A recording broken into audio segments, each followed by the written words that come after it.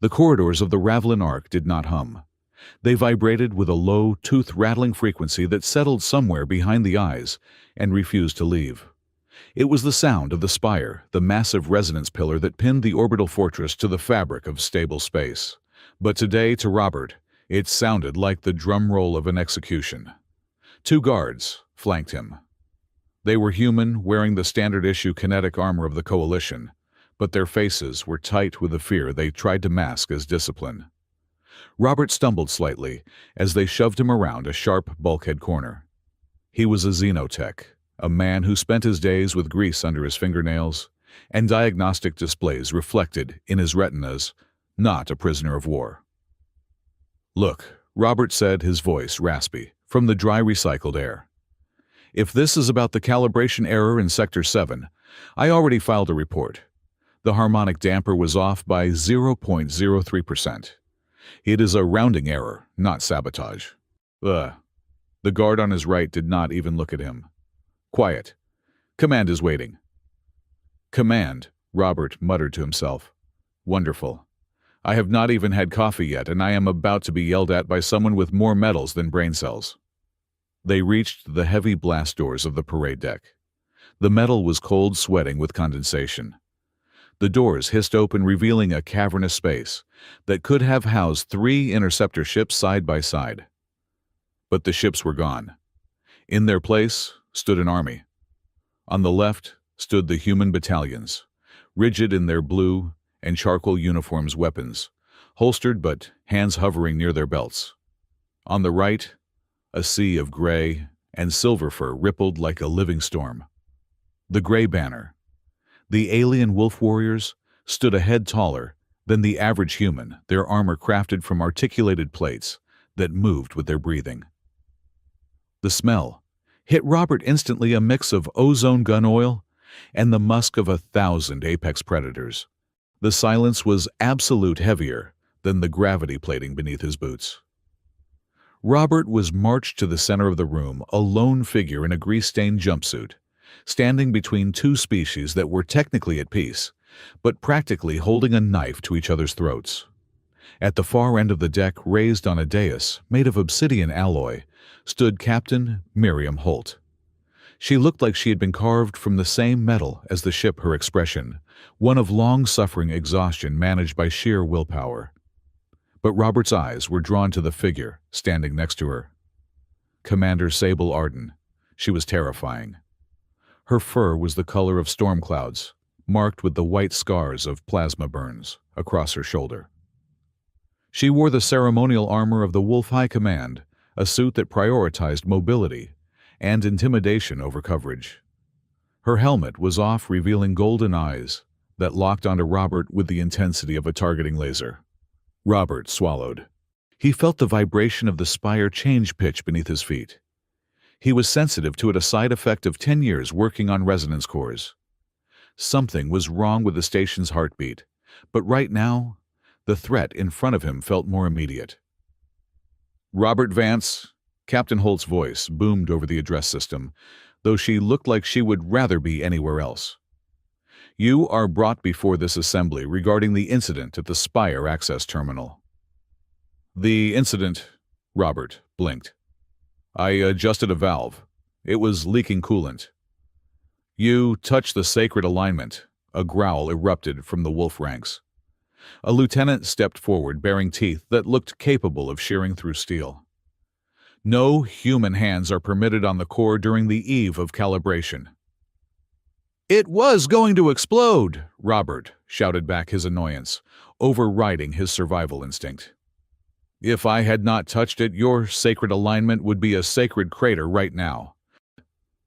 The growl from the Gray Banner deepened, a collective rumble that vibrated in Robert's chest. The human soldiers stiffened, hands wrapped around pistol grips. Sable Arden moved. She did not walk. She flowed down the steps of the dais, a predator descending from a ridge. The sound of her claws clicking against the metal deck was the only noise in the room. She stopped, 2 feet from Robert. She was tall, looming over him.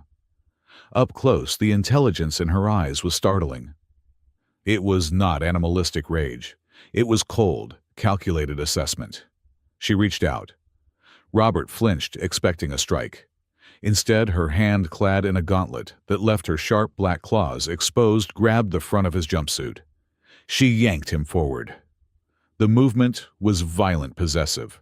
She slammed her other hand against his chest, right over his heart, and then pressed her own forehead against his for a split second. It was an intimate, shocking breach of personal space. Robert could smell the scent of rain and iron on her. Then she shoved him back, turned to face her own growling soldiers, and raised her voice. It was a voice that commanded artillery fire and orbital bombardments. "You say he defiled the ritual," Sable shouted, her voice echoing off the bulkheads. "You say his touch is an insult." She looked back at Robert, her golden eyes burning with a strange, unreadable fire. She held up the hand that had grabbed him, displaying it to the room. "Touch me," Sable announced, her tone shattering the tension like glass. "I am your wife now." For 3 seconds, the universe seemed to pause. Robert stood frozen, his mouth slightly open. His brain tried to process the syntax of the sentence. "Touch me, I'm your wife now." It was a challenge. She was inverting the accusation. If touching the core was a crime, touching the commander was a death sentence unless it was a bond. The roar that erupted from the gray banner was not anger. It was a chaotic mix of shock, submission, and confusing rhythmic howling. It was the sound of a hierarchy being rewritten in real time. On the human side, Captain Holt dropped her datapad. It clattered loudly on the floor. Robert stared at the back of Sable's head. "I am your wife now." "Excuse me," Robert whispered, though no one could hear him over the din. "I really just wanted to complain about the coffee." Sable turned back to him. Her face was set in stone, but her eyes flickered with a warning. "Stand straight," she hissed low enough that only he could hear. "You are the bondmate of the High Commander. If you slouch, they will tear your throat out, just to test your durability." "Bondmate," Robert squeaked. "Wait, you said—" "I said what I had to say," she cut him off. She grabbed his wrist, her grip like a vice, and raised his hand into the air along with hers. "This man is under the protection of the Grey," she bellowed to the room. "His blood is my blood. His honor is my honor. Strike him, and you strike the High Command. Does anyone wish to challenge my claim?" She glared at the wolf lieutenant, who had spoken earlier. The wolf lowered his ears, his tail tucking slightly, and stepped back into the line. "No challenge," the lieutenant muttered. Captain Holt stepped up to the microphone, her face pale. She clearly realized that arresting Robert now would mean declaring war on the Grey Banner. "The Coalition acknowledges the status of Commander Arden," Holt said, the words tasting like ash in her mouth. "The inquiry into Technician Vance is suspended, pending diplomatic review." Robert felt the blood drain from his face. He had just been traded. He was no longer a mechanic. He was a political hostage in the shape of a husband. Thrum. The sound came from outside the hull, deep and dissonant. It was not the normal vibration of the spire. It was a sick, warping noise, like a cello string being pulled until it snapped. The lights on the parade deck flickered and turned a sickly, bruised purple. Through the massive, reinforced viewports that lined the starboard wall, the blackness of space twisted. The spire, a needle of white light stretching kilometers into the void, pulsed. A dark tear appeared in the fabric of the starlight behind it. It looked like a wound in the universe. Robert felt a sharp pain behind his eyes. It was the resonance. It was wrong. It was bleeding. "Did you hear that?" a soldier near the front rank whispered, clutching his helmet. "Someone called my name." "I heard it too," another muttered, eyes widening. "It sounded like my sister." Sable's grip on Robert's wrist tightened until it hurt.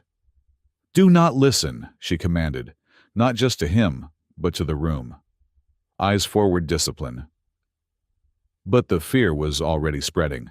The tear in space rippled, and for a moment the shadows in the corners of the deck seemed to stretch, reaching out like fingers.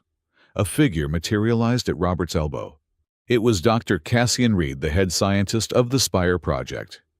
He was a thin man with eyes that looked too old for his face. He wore a lab coat that seemed too large for his frame. "Mr. Vance," Dr. Reed whispered. His voice was dry like shifting sand. "Dr. Reed," Robert managed to say. "The harmonics, they are shifting. That tear shouldn't be there." "No," Reed agreed. He leaned in closer, his gaze fixed on the dark anomaly outside the window. "Listen to me closely, Robert. You are going to hear things tonight. The spire is the lock and someone is picking it. But the things on the other side, they know us. They know what we have lost." Robert looked at the scientist, a chill running down his spine that had nothing to do with the cold air. "What are you talking about?" "If you hear a voice," Dr. Reed said, his eyes finally locking onto Robert's. "If you hear a voice calling you from the dark, a voice you know, a voice you love, do not answer. If you answer, you invite them in." Before Robert could ask what they meant, the alarm screamed. "Security breach in the core." The automated voice of the station AI blared. "Sector 4. Engineering Team Alpha is offline." Sable dropped Robert's hand instantly.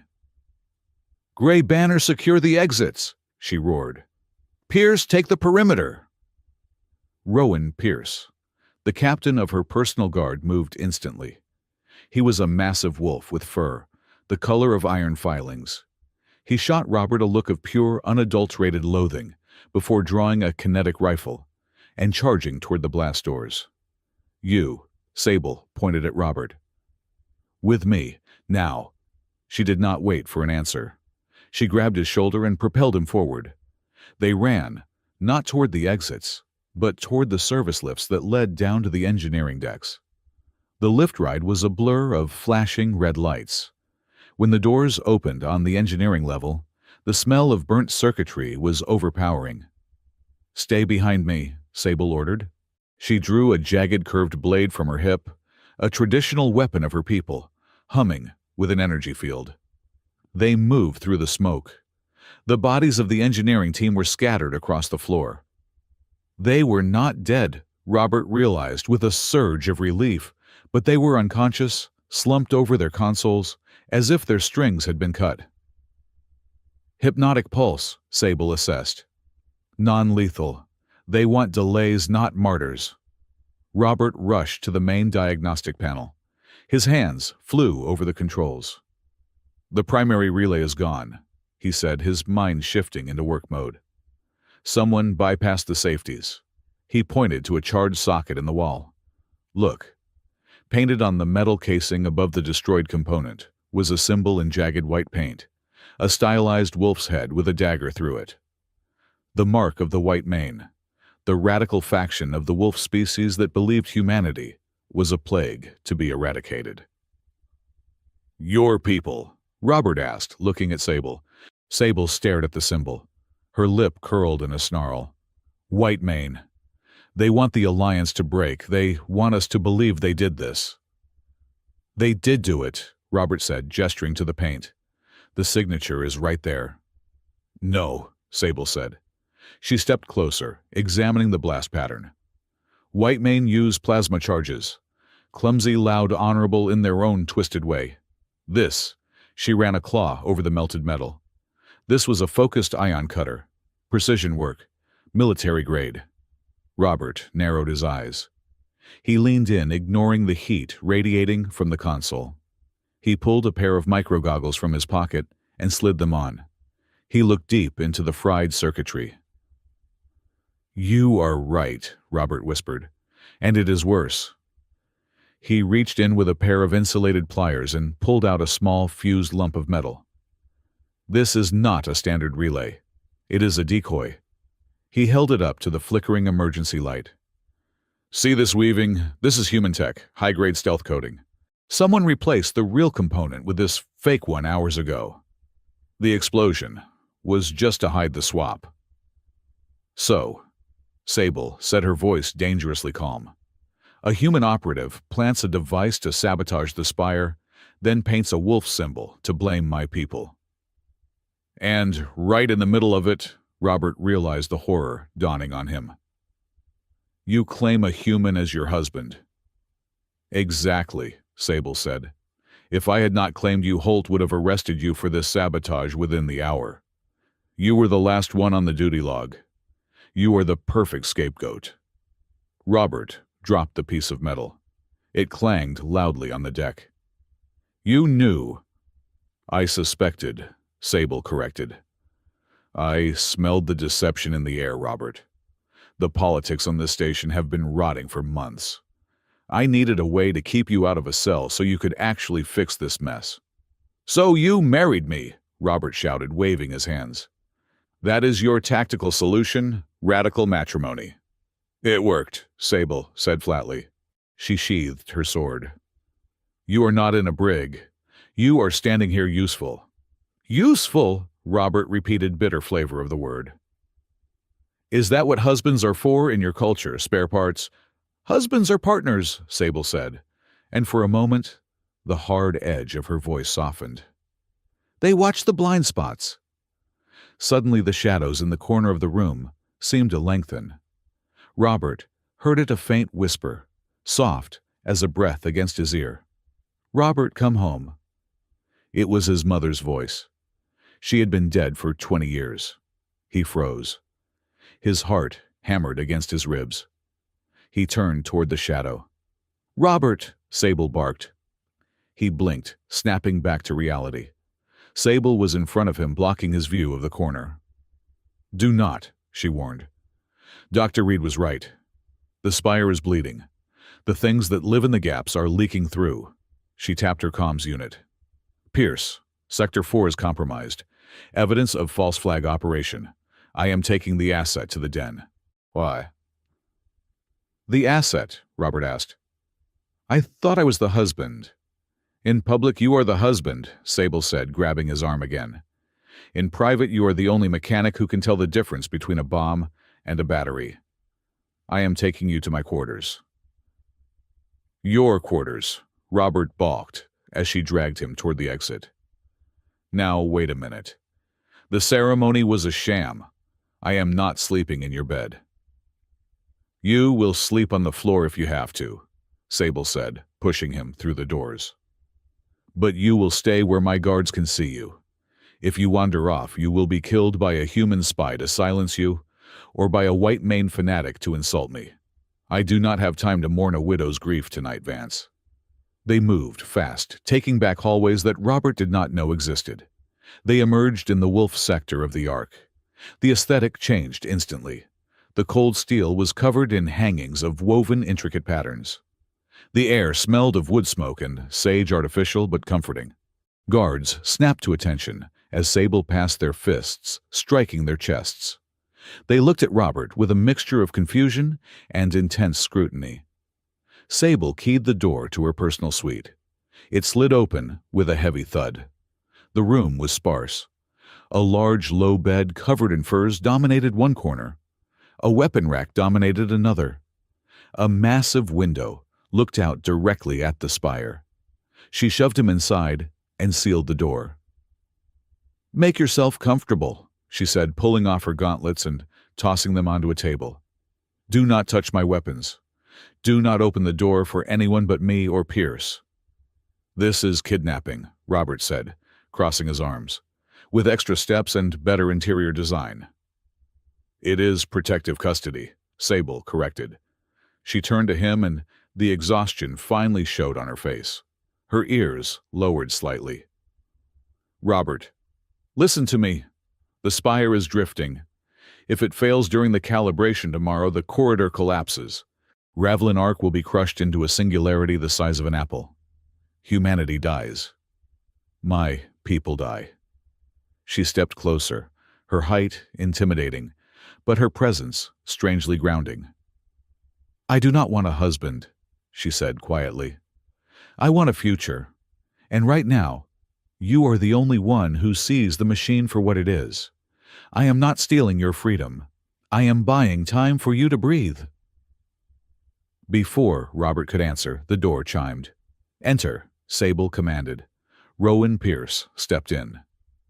The gray wolf captain looked at Sable, then at Robert. He did not bow. "The perimeter is secure, Commander," Rowan said. His voice was a deep gravel. He turned his yellow eyes to Robert. "You?" "Me," Robert said, trying to look unimpressed. Rowan stepped into Robert's personal space. He smelled of rain and suppressed violence. "You wear the title of bondmate," Rowan growled. "It is a sacred word. If you make a mockery of it, if you shame her, or if you betray her to your human overlords." Rowan leaned down, his teeth bared inches from Robert's face. "I will not kill you," Rowan whispered. "I will leave you in the airlock with the outer door cracked open, and I will let the void take you apart one molecule at a time. I will demand the honor of her house back from your cold lungs." "Rowan," Sable warned. "Enough." Rowan straightened up, shot one last glare at Robert, and nodded to his commander. "I will stand guard outside." The door swished shut, leaving them alone. Sable sighed, rubbing her temples. "He is protective. Ignore him." "Hard to ignore a werewolf threatening to spacing me," Robert muttered. He walked over to the window. The spire was screaming now. Not a sound, but a visual scream. The light pulsing from it was erratic. The dark tear in the background was widening like ink spilling in water. Robert placed his hand against the cold glass. He felt the rhythm of the station. It was erratic, terrified. The machine was scared. He could feel it. He looked at his reflection in the glass. A tired man in a grease-stained suit. "So," Robert said to the reflection, "I am married." "Technically," Sable said from behind him. She was stripping off her heavy chestplate, revealing a black undersuit. "We need to finalize the biometrics in the morning to make it legal in the human courts. But for the pack, yes, you are mine." Robert turned to look at her. She looked smaller without the armor, but no less dangerous. She was watching him, waiting for him to break or scream or run. "You really think," Robert said, his voice soft, "that saying, 'touch me,' was the best way to handle that?" A ghost of a smile touched Sable's lips. It was sharp, but not cruel. "It got their attention," she said. Robert looked back out at the spire. The voices were there again at the edge of his hearing. Faint. Calling. "Robert, help us." He closed his eyes and focused on the vibration of the deck plates instead. He focused on the reality of the metal, the smell of the sage, the sound of Sable's breathing. He was a pawn on a board he did not understand. He was a husband to a woman he did not know. He was a mechanic on a station that was breaking apart. "Well," Robert whispered to the void, "I guess I am not complaining about the coffee today." He watched the spire pulse a rhythmic throb that felt like a countdown. One thing was certain. He had been drowning in the politics of the station for years, invisible and ignored. Now a wolf had pulled him out of the water by the scruff of his neck. He just had to figure out if she had pulled him onto a lifeboat or onto the altar of a sacrifice.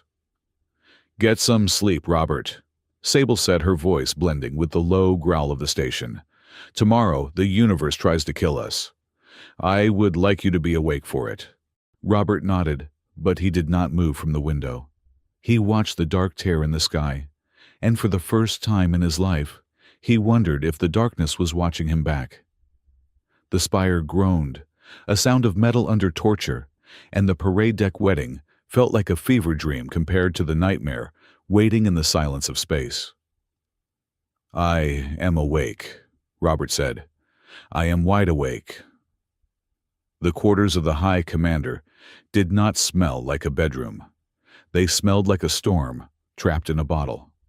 Robert Vance woke up on a pile of furs that cost more than his entire accumulative salary over 10 years.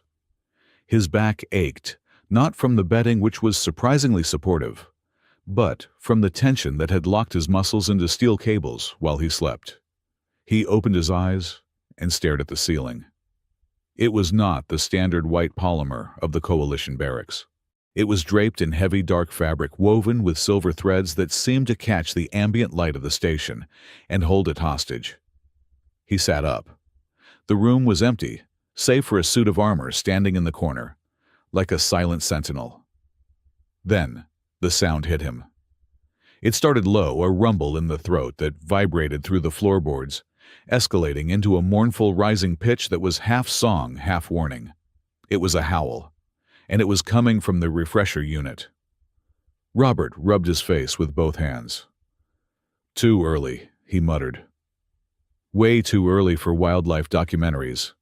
He rolled off the furs, his feet hitting the cold metal floor. He was still wearing the jumpsuit from yesterday now, wrinkled and smelling faintly of engine grease and fear. He walked to the door of the refresher unit and knocked on the frame. "Hey!" Robert called out. "Commander Sable!" The howling cut off instantly. A moment later, the door hissed open. Sable Arden stood there. She was wrapped in a simple robe of gray silk, damp from a sonic shower. Her fur was sleek, flattening against her skull, making her look less like a monster and more like a tired athlete. "You are awake," she said. Her voice was devoid of the theatrical command she used on the parade deck. "Good. We have schedule conflicts." "I have a conflict with the acoustics," Robert said, pointing a finger at the ceiling. "Look, if we are going to do this charade, we need ground rules. Rule number 1, I am a human engineer. I need coffee, I need silence in the morning, and I need you to not howl at the ventilation system while I am trying to remember who I am." Sable stared at him. She did not look offended. She looked confused. "I was not howling at the vents," she said, tightening the sash of her robe. "I was vocalizing the morning resonance to the spire. It is how my people synchronize with the station's cycle. If I do not greet it, the pack feels the dissonance." "You howl to the machine?" Robert asked. "I howl for the machine," she corrected. "It is scared, Robert. You said so yourself. It calms down when it hears the pack." Robert paused. He could feel it in his own teeth, the subtle, nauseating vibration of the spire running through the station's spine. It was erratic today, stuttering. "Fine," Robert conceded, lowering his hand. "But can we keep the volume down to a dull roar? My human ears are fragile." "Noted," Sable said. She walked past him, moving with a fluid grace that made him feel clumsy. "Get dressed. Not in that grease rag. There is a uniform on the table. We are going to the training deck." "Training?" Robert asked, eyeing the gray bundle on the table. "I fix engines. I do not spar." "You are the bondmate of the Gray Banner now," Sable said, pulling her armor from the stand. "You do not need to fight, but you need to smell like you can. If you walk through the corridors smelling like fear and hesitancy, my soldiers will lose respect. And when wolves lose respect, they bite." The training deck of the Gray Banner was a nightmare of rotating blades, holographic targets, and gravity wells that shifted every 30 seconds. The air was thick with the scent of ozone and exertion. Robert stood on the observation platform, wearing a charcoal gray tactical tunic that fit him surprisingly well. It was stiff at the collar and bore the insignia of the Wolf High Command, a silver dagger bisecting a crescent moon on the shoulder. He felt like an imposter. Sable was down in the pit. She moved like liquid shadow. She was sparring with 3 of her lieutenants, including the massive Rowan Pierce. It wasn't a fight. It was a conversation of violence. Sable ducked a plasma staff, swept Rowan's legs, and used the momentum to flip over the 3rd attacker, landing in a crouch that was terrifyingly perfect. She signaled a halt and looked up at Robert. "Come down," she ordered. Robert hesitated, then took the stairs. The soldiers parted for him, their eyes tracking his every movement. They didn't bow, but they didn't growl either. It was a terrifying middle ground. "I am not fighting you," Robert said as he reached the mat. I value my limbs attached to my torso. Hold out your hand, Sable said. When he did, she didn't strike him. She produced a small silver device that looked like a needle. Before he could pull back, she pricked his finger. A single drop of red blood welled up. Ow, Robert said flatly. Sable pressed the device against her own palm, drawing a drop of her darker, almost violet blood. She mixed them on a small sensor pad on the wall. The console chimed a harsh, guttural sound. What was that?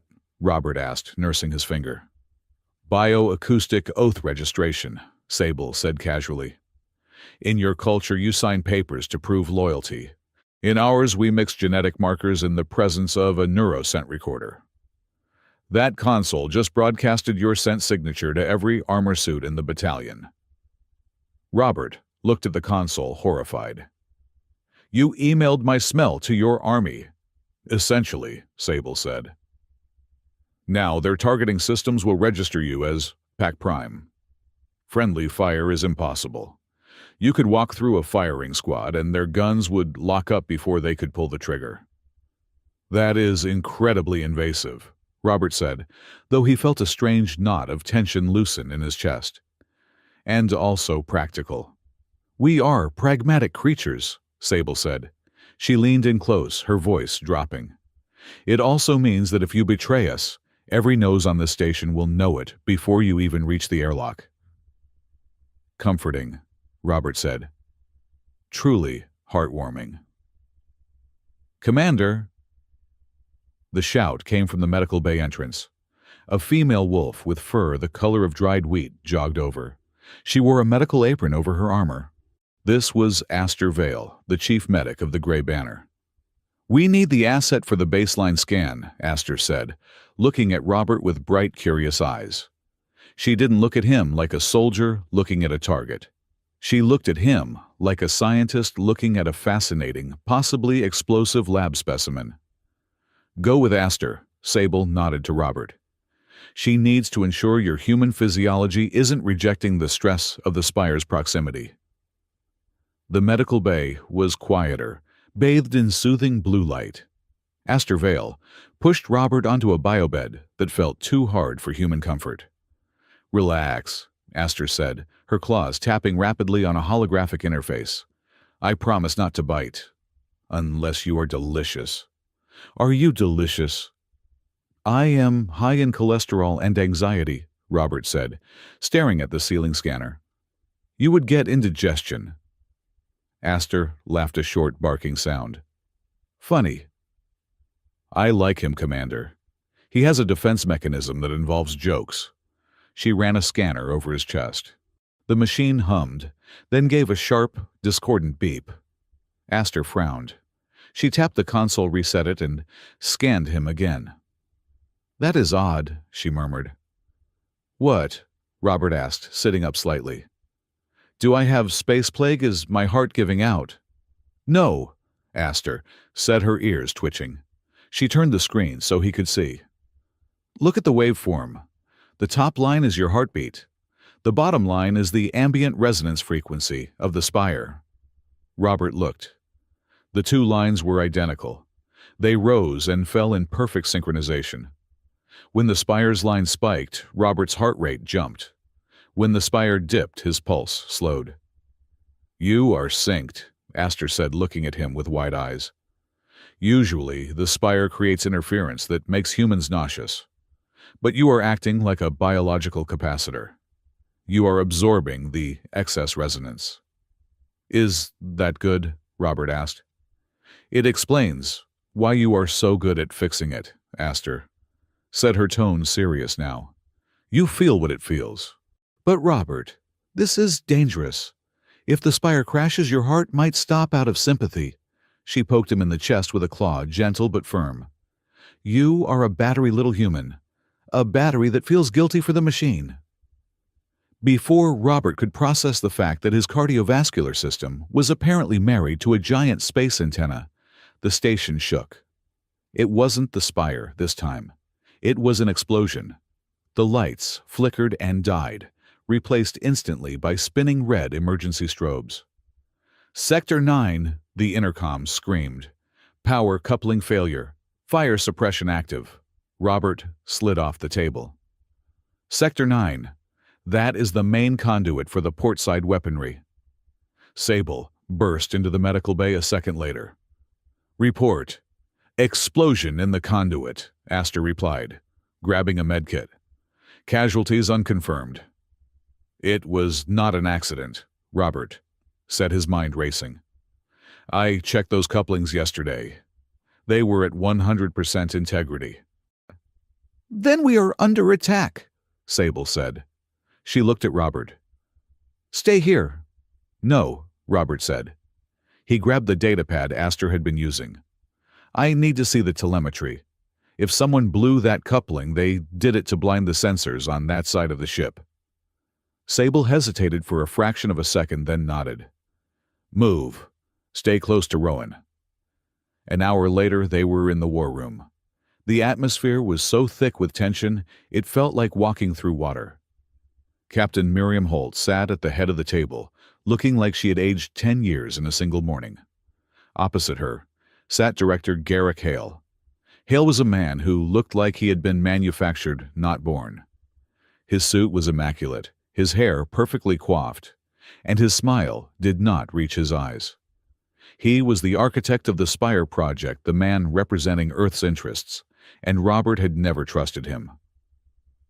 The evidence is clear, Hale said, sliding a data chip across the table. Fragments of a detonator found at the blast site. The chemical signature matches explosives used by the human first splinter groups. Sable stood by the window, arms crossed. Robert stood slightly behind her, conscious of the eyes in the room. So, Sable said, her voice ice-cold, you are telling me that human extremists blew up a power line to blind my ships? It appears they want to provoke you, Commander, Hale said smoothly. They want the Gray Banner to retaliate. If you strike back at human civilians, the Alliance collapses. They win. Captain Holt rubbed her temples. We are locking down the human sectors, Commander Arden. We will find them. And while you look, Hale added, his eyes sliding over to Robert. Perhaps it is best if Mr. Vance is kept in secure isolation. If these extremists know he has allied himself with the wolves, he is a primary target. Robert felt the trap closing. Hale wasn't trying to protect him. He was trying to remove him from the board. My husband, Sable said, stressing the word, stays with me. It is a security risk, Hale insisted. He is a civilian. He is wolf by bond. Sable stepped forward, placing her hands on the table. And in my culture, we do not hide our mates in bunkers while we hunt. He stands where I stand. Robert looked around the room. The human officers were looking at him with suspicion, a traitor who joined the aliens. The wolf guards were looking at him with doubt, a soft human who would get their commander killed. He needed to speak. The detonator, Robert said. Hale blinked. Excuse me. The detonator you found, Robert said, stepping out from behind Sable. You said it matches human first signatures. How much of it was left? Fragments, Hale said dismissively. Enough for a chemical analysis. That is the problem, Robert said. Human first uses ammonium-based compounds. They burn dirty. They leave residue everywhere. But the explosion in Sector 9, Robert pointed to the schematic on the wall screen. Look at the blast radius. It is clean, surgical. It sheared the metal.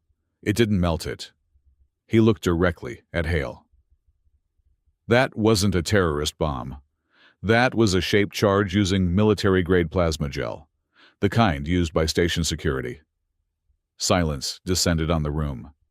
Hale's smile didn't waver, but his eyes hardened. Are you implying something, Mr. Vance? I am implying that the evidence is too convenient, Robert said. And I am implying that someone wants us to look at the who so we do not look at the why. And what is the why? Holt asked. The explosion blinded the port sensors, Robert said. For 3 minutes, the spire was unmonitored on its western flank, long enough to hide a signal transmission. Sable looked at Robert, and for the first time there was no calculation in her eyes, only a flash of genuine pride. "We will review the sensor logs," Captain Holt said, standing up. Meeting adjourned. As they left the war room, the corridors felt tighter, more claustrophobic. "You have a big mouth," Sable murmured as they walked. "I have a functional brain," Robert countered. "Hale is lying. You know it." "I know it," Sable said, "but knowing it and proving it are different. He is baiting us. He wants me to attack him so he can claim victimhood."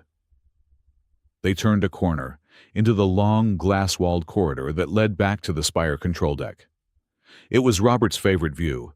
The stars looked clearer here. But today, the shadows were wrong. Down. The roar came from behind them. Rowan Pierce launched himself through the air, tackling Robert to the ground, just as the air where Robert's head had been sizzled with the passage of a high-velocity slug. Sable had her sword out before the sound of the shot even registered. She deflected a second shot with the flat of the blade, the energy field crackling. "Ambush!" Rowan bellowed, shielding Robert with his massive armored body. 3 figures dropped from the maintenance vents in the ceiling. They were clad in stealth suits that shimmered, making them hard to look at directly. They didn't move like humans or wolves. They moved like machines. Sable engaged 2 of them. It was a blur of violence. Her blade met their shock batons with a shower of sparks. She moved with a ferocity that was terrifying to behold, a whirlwind of claws and steel. Rowan was fighting the 3rd one, using his brute strength to smash the assassin against the bulkhead. Robert lay on the floor, heart hammering. He saw one of the assassins break away from Sable, raising a pistol, aimed directly at her exposed back. "Sable!" Robert screamed. He didn't think. He grabbed a loose, metal panel that had been knocked free in the scuffle and threw it. It was a pathetic projectile, but it clanged loudly against the assassin's helmet. The distraction was enough. The assassin turned his head for a fraction of a second. Sable spun her sword, taking the assassin's legs out. She followed with a strike that disabled the power pack on his suit. The remaining assassins, realizing the element of surprise was gone, tapped their belts. A flash of blinding light erupted, a tactical strobe. When Robert blinked the spots from his eyes, the corridor was empty of enemies. Only Sable, Rowan, and Robert remained. Sable was breathing hard, a shallow cut on her cheek, oozing violet blood. She walked over to Robert, grabbed him by the front of his tunic, and hauled him to his feet. "Are you hurt?" she demanded. "No," Robert stammered. "I think I'm okay." She stared at him, scanning him for injuries. Then she let him go and turned to Rowan. "Secure the area. No one enters or leaves." Rowan nodded, but before he moved, he grabbed Robert's arm. His grip was bruising. "You threw a piece of scrap metal," Rowan growled. "It was all I had," Robert defended himself. Rowan stared at him, the yellow eyes unblinking. "It was stupid, but it bought her a second." The wolf leaned in his voice, dropping to a rumble that vibrated in Robert's bones. "Listen to me, human. You live because she chose you. She is making herself a target to keep you breathing. Do not make that a waste." Rowan released him and stalked off. Robert leaned against the wall, his legs shaking. He really needs to work on his bedside manner. They retreated to a secondary command post, a smaller room, deep in the wolf sector. The adrenaline was fading, leaving Robert cold and exhausted. In the corner of the room, a young wolf soldier was curled up on a crate. He was shaking his hands over his ears. He couldn't have been more than 18 in human years. "Make it stop," the soldier was whimpering. "The voice sounds like my brother. He is calling me from the dark." It was the veil phenomenon, the psychic bleed-through from the spire's instability. Robert watched, expecting Sable to reprimand the soldier for weakness. Instead, Sable knelt. She removed her gauntlets. She took the young soldier's hands in hers and pulled them away from his ears. She spoke not in the common tongue, but in the low, rhythmic language of the wolves. It sounded like a song, deep and vibrating. She pressed her forehead against the soldier's. She didn't offer empty platitudes. She simply anchored him. She breathed with him until his breathing matched hers. "The dark lies, Qual," she said softly and common so Robert could understand. "Your brother is honored in the memory of the pack. He is not in the cold. Do not let the shadows use his voice." The soldier nodded, tears in his eyes, but the shaking stopped. "Yes, Commander." Robert watched from the doorway, a lump in his throat.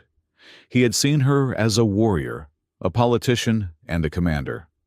But he hadn't seen this. Sable stood up and walked over to Robert. She saw the look on his face. "Do not look at me like that," she said, wiping the blood from her cheek. "Like what?" "Like I am kind," she said.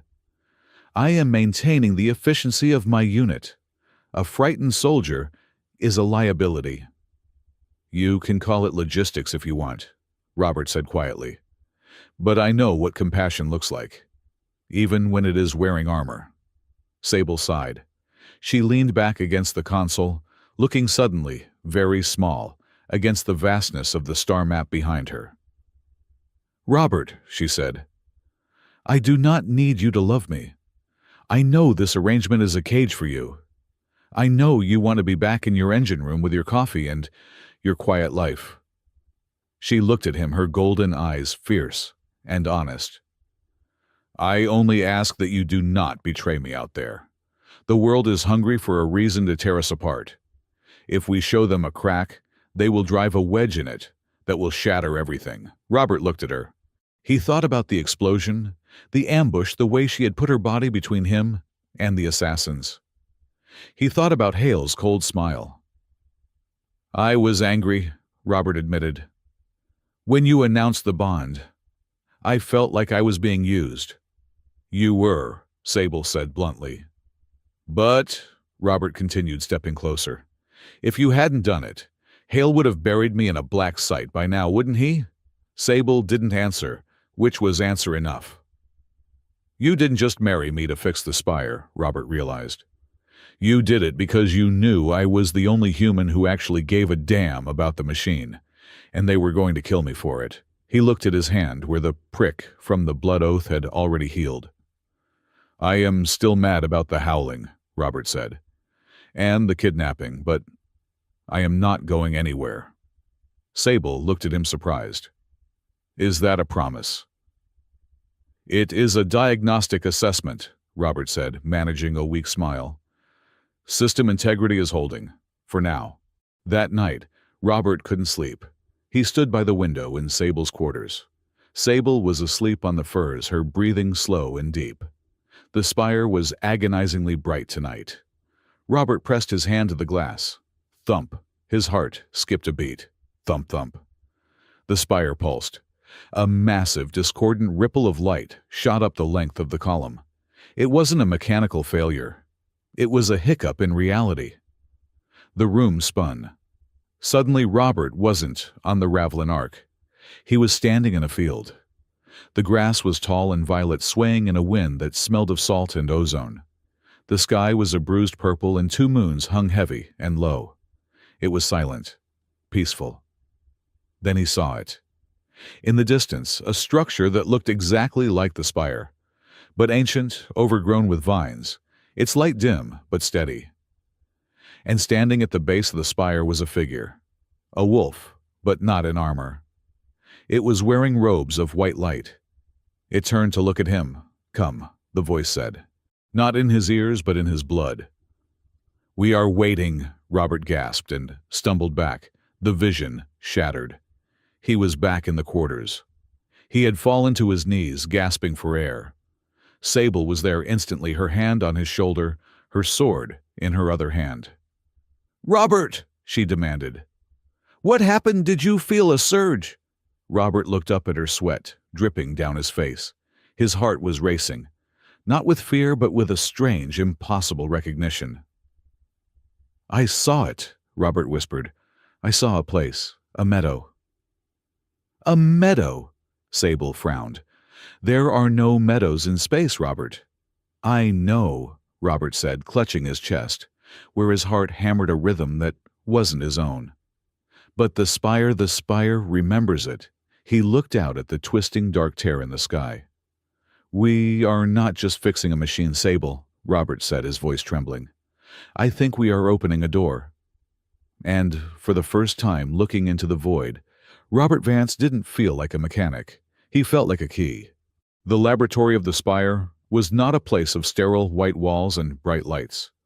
It was a cavern of shadows and blue bioluminescence buried deep within the armored shell of the Ravelin Ark. The air here was kept at a freezing temperature to optimize the conductivity of the resonance crystals, meaning every breath Robert took bloomed in front of him like a small, vanishing ghost. Robert Vance rubbed his arms through the thick fabric of his thermal jacket. He stood before a bank of monitors that climbed 20 feet into the air, displaying cascading waterfalls of data that looked less like code and more like a chaotic sheet of rain. Beside him stood Dr. Cassian Reed. The scientist looked like a bird of prey perched on a ledge, his eyes darting across the screens with an intensity that bordered on mania. Look at the variance, Dr. Reed said, his voice barely rising above the hum of the cooling fans. Sector 4. Timestamp 0400. Robert squinted. I see it. A harmonic fluctuation of 0.05%. It is negligible, Doctor. A rounding error. Is it? Reed tapped a key and the screen zoomed in. The data resolved into a wave pattern. Look at the shape, Mr. Vance. Mechanical interference creates a jagged sawtooth wave. Electrical surges create a spike. But this, Robert leaned in. The wave was smooth. It rolled gently like a heartbeat. Or a breath. It is organic, Robert whispered. It is responsive, Reed corrected. He turned to face Robert, his back to the massive glowing column of the spire's primary node, visible through the reinforced glass behind them. For 50 years we have treated the spire as a machine, a very complex, very dangerous antenna. But machines do not care about intent. Machines do not care about promises. You are losing me, Doctor, Robert said, stepping back slightly. Are you telling me the antenna has feelings? I am telling you that the spire anchors the corridor by projecting a field of stability, Reed said, and that field reacts to the psychic resonance of the sentient beings nearby. Why do you think the wolves use oaths? Why do you think they ritualize their shifts? Robert looked at Sable, who was standing in the shadows by the door, her arms crossed, watching them with unreadable golden eyes. I thought it was just pageantry, Robert admitted. Wolf culture. High drama. It is engineering, Reed said flatly. The spire stabilizes when it detects a unified, resolute intent. It destabilizes when it detects fear, deception, or fragmentation. And last night, when you two stood on that stage and declared a bond, Reed pointed to the screen. The resonance efficiency jumped by 12% in a single second, the doctor revealed. The machine heard you. It liked the lie. It was not a lie. Sable's voice cut through the cold air. She stepped into the light. It was a tactical imperative. There is truth in necessity. Robert looked between them. So, you are saying the station is listening to us, like a wiretap? No, Reed said, his voice dropping to a conspiratorial whisper. The spire is not the one listening. The spire is just the microphone. Something else is on the receiver. A chill that had nothing to do with the air conditioning ran down Robert's spine. He remembered the voice from the void, the voice of his mother. The veil, Sable said. She used the word like a curse. Explain it, Robert demanded. And do not give me the mythology version. Give me the version that keeps me alive. Sable walked over to the viewport. Outside, the great crystal pillar pulsed with a slow, rhythmic light. The corridor we guard is not just empty space, Sable said. It is a scar in reality. When you travel through it, you are skimming the surface of a depth that has no bottom. My people call the entities that live in that depth the veil. They do not have bodies. They have hunger. She turned to Robert. They feed on connection. They scan your mind for the strongest bonds you have, love, grief, regret, and they mimic them. They use the voices of the dead to get you to open the door. Robert felt his mouth go dry. Dr. Reed told me not to answer. He said if I answer, I invite them in. It is not superstition, Sable confirmed. It is a rule of engagement. If you engage with the hallucination, if you accept it as real, your mind synchronizes with their frequency. You become a bridge. And once the bridge is open, they can cross over.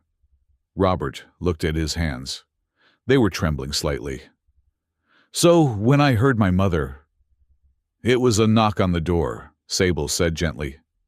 And if you had opened it, the spire would have amplified that breach. The station would have become a tomb. The silence in the lab was heavy. Robert looked at the massive machine with a new kind of fear. It wasn't just a piece of technology anymore. It was a dam holding back an ocean of predators. We need to test it, Dr. Reed said, breaking the silence. Mr. Vance, I need you to interface with the manual control board. I need to see if your unique physiology allows you to dampen the fluctuations manually. You want me to touch it? Robert asked. After telling me it is a doorbell for space ghosts. We have to know, Sable said. If the calibration fails tomorrow, we need a manual override. You might be the only one who can do it without being compromised. Robert sighed. Fine. But if I get possessed, I expect a very heartfelt apology. He walked to the central console. It was a slab of obsidian-like material, smooth and cold. He hesitated, his hand hovering inches above the surface. Clear your mind, Sable instructed. Do not think of fear. Think of purpose. Think of fixing something broken. Robert closed his eyes. He thought of an engine humming perfectly. He thought of the satisfaction of a circuit closing.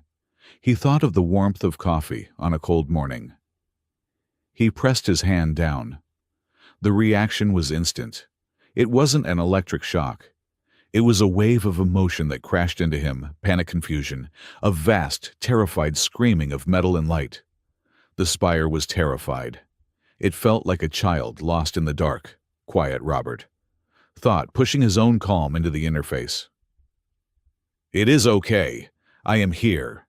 We are just adjusting the idle speed. Easy. He visualized his hands turning a wrench, smoothing out a rough idle. He felt the machine push back, erratic and sharp, but he held firm. He didn't fight it. He guided it. Steady, he thought. Just breathe. The screaming in his head faded. The erratic vibration under his feet smoothed out into a low, steady purr. The lights in the lab stopped flickering and settled into a warm, constant blue. Robert opened his eyes. He was gasping for air, sweat dripping down his nose. Dr. Reed was staring at the monitor, his mouth slightly open. Impossible. Variance is down to 0.001%. You didn't just dampen it. You comforted it. Robert pulled his hand back. He felt drained, as if he had run 10 miles. It is scared, Robert rasped. The machine.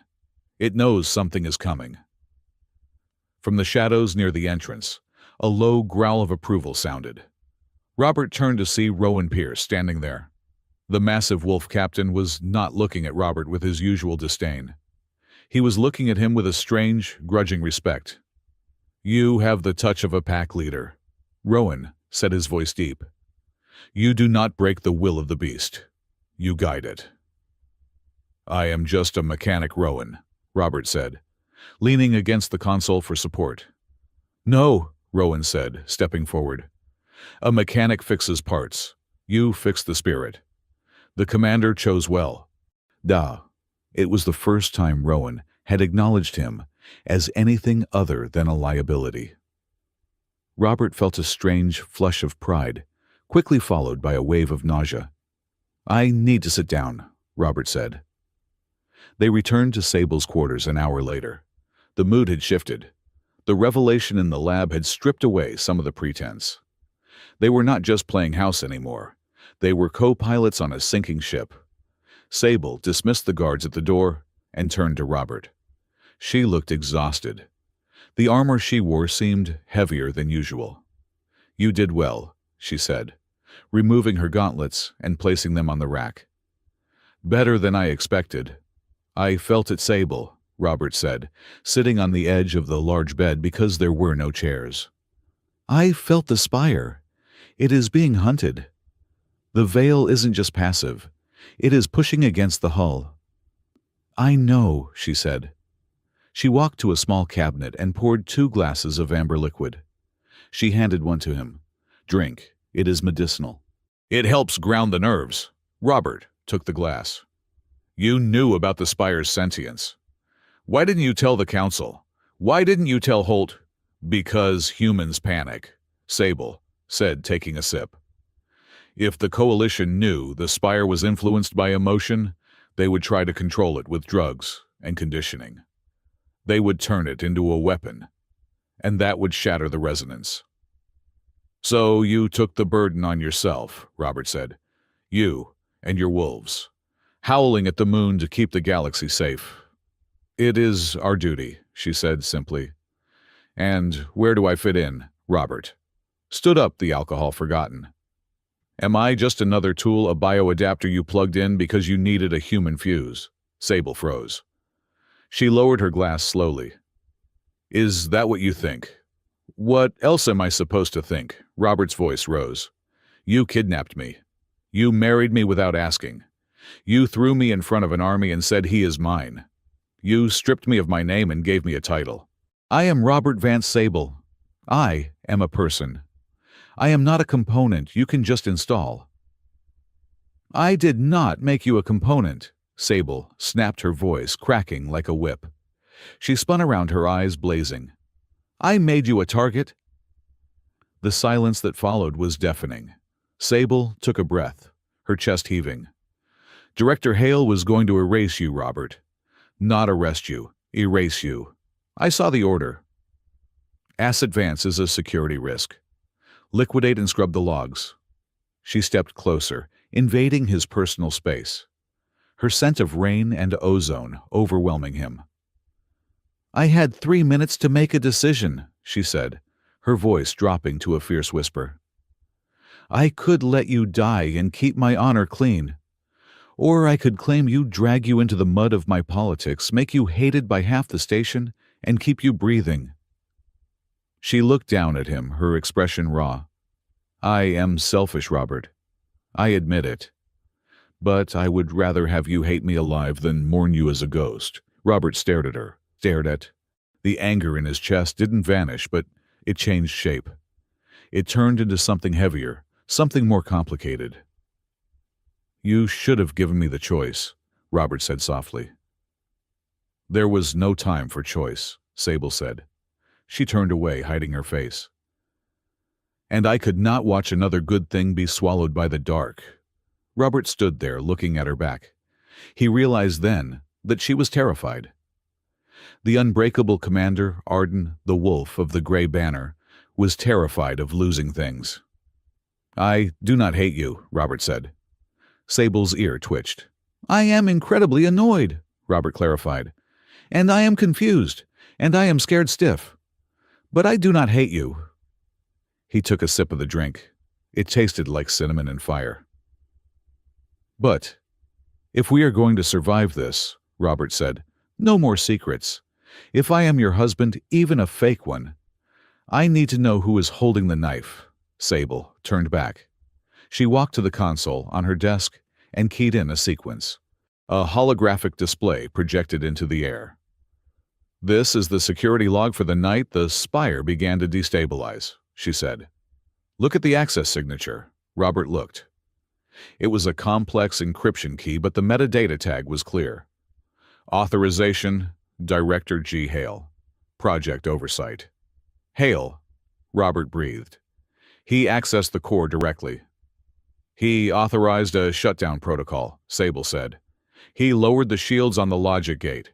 He let the interference in on purpose." "Why?" Robert asked. "He lives here. If the spire falls, he dies too." "Not if he thinks he can control it," Sable said. Hale believes that fear is the only way to unite humanity. If the spire fails, the wolves will be blamed. The alliance will shatter. Humanity will rally behind a strong leader who promises to secure the borders. He wants a war, Robert, and he is willing to break the universe to get it. He is insane, Robert said. He is ambitious, Sable corrected. Which is worse? The door chimed. It was Captain Miriam Holt. She looked frazzled, her uniform rumpled. I am off the record, Holt said as she stepped in. If anyone asks, I am in my quarters sleeping. Captain, Sable asked. I saw the logs, Holt said, pulling a data chip from her pocket. Hale is moving funds, massive amounts. He is paying off mercenaries in the Outer Rim. And he has authorized a containment protocol for tomorrow's ceremony. What does that mean? Robert asked. Holt looked at him with grim eyes. It means if the calibration goes wrong even by a fraction of a percent, he has the authority to vent the parade deck, to kill everyone present to contain the anomaly. He is going to kill the Wolf High Command, Sable realized, her claws extending involuntarily. And you, Holt added. And me. And anyone else who stands in his way. Holt handed the chip to Robert. This contains the override codes for the venting system. But they are encrypted. I cannot crack them. I am a soldier, not a hacker. I can crack them, Robert said, taking the chip. But I need time, and I need a terminal that isn't monitored. Use the one in here, Sable said. It is isolated from the main network. Holt nodded. Be fast. Hale is moving up the schedule. The ceremony starts in 12 hours. She turned to leave, then paused. Robert, be careful. Hale knows you are the variable he didn't account for. He will come for you. Let him come, Sable growled. After Holt left, the room felt smaller. The weight of the impending betrayal hung in the air. Robert sat at the terminal, his fingers flying over the keys. Sable paced behind him, a restless shadow. You need to rest, Robert said without looking back. You have a ceremony tomorrow. You need to look imperious and terrifying. I cannot sleep, Sable said. The silence is too loud. Robert stopped typing. He swiveled the chair around. Show me, he said. Show you what? The thing you do, Robert said. The howling. You said it was a way to talk to the machine. But it is more than that, isn't it? It is how you keep yourself sane. Sable looked at him guarded. It is private. It is not for human ears. You would find it primitive. I am married to a werewolf warlord in space, Robert said. I think we passed primitive 3 days ago. Show me. Sable hesitated. Then she walked to the window facing the spire. She reached up and unclasped the collar of her tunic, exposing her throat. She didn't howl like a wolf. She began to hum. It started deep in her chest, a resonance that Robert could feel in the floorboards. It rose, layering over itself, a complex multitonal sound that was mournful and beautiful. It wasn't a song of aggression, it was a song of grief. It sounded like the wind blowing through a canyon of glass. It was a sound that said, I am here. I am watching, I am holding the line. Robert listened, mesmerized. He realized he was hearing her soul. He was hearing the weight of every soldier she had lost, every difficult order she had given, every fear she hid behind her armor. The sound tapered off into a soft, vibrating silence. Sable stood still, her shoulders heaving slightly. She didn't turn around. She was ashamed, he realized. She felt exposed. Robert stood up and walked over to her. He didn't touch her. He sensed she was too fragile for that right now. He stood beside her, looking out at the stars. That sounded like a D minor chord, Robert said softly, with a suspended fourth. Sable glanced at him sideways. You are analyzing the musical theory of my soul. I am a tech, Robert shrugged. I analyze things. but it was beautiful. He smiled a little. Though honestly, it sounded a bit like you were trying to give me the Wi-Fi password for the universe. Sable blinked. Then a sound escaped her throat. A short, sharp exhalation. A laugh. A real one.